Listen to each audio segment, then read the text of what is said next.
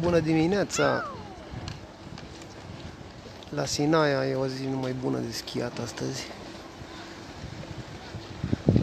S-a aglomerat puțin la 1400, dar nu te pune nimeni să stai la coada asta mare.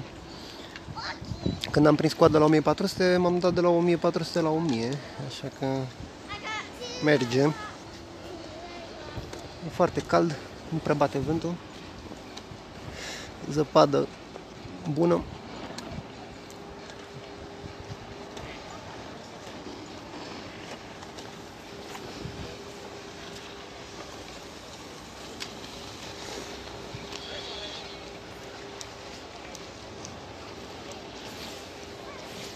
Acolo niște mare de nori, puțin așa, puțin mai mult.